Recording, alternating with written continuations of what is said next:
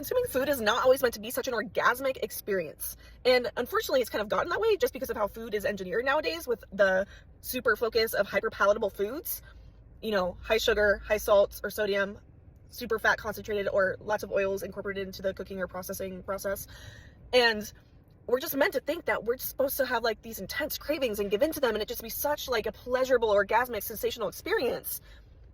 And that's really not true. That's really not how it should be. And also with that, food is just nourishment. It is fuel. It is supposed to be just a very calming and replenishing experience. It shouldn't be this over the top dopamine spike every single time that you consume food.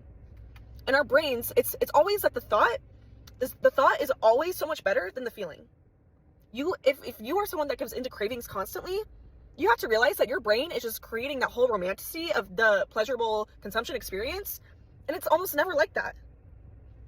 It never actually hits as much as you think it should. And then along with that, it's kind of funny that most people, once they give into that pleasurable experience and they have that 2 seconds, I love this saying of like 2 seconds of mouth pleasure with food, because you put it in, chew it, and then it's gone.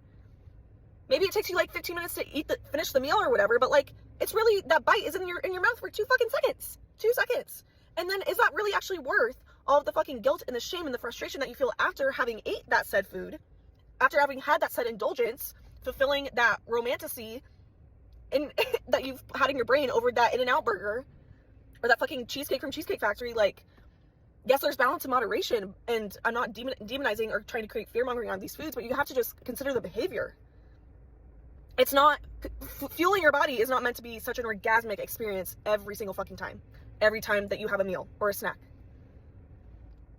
The thought is always going to be better than the actual feeling, than the actual experience, because our brains just love to do it up all the time.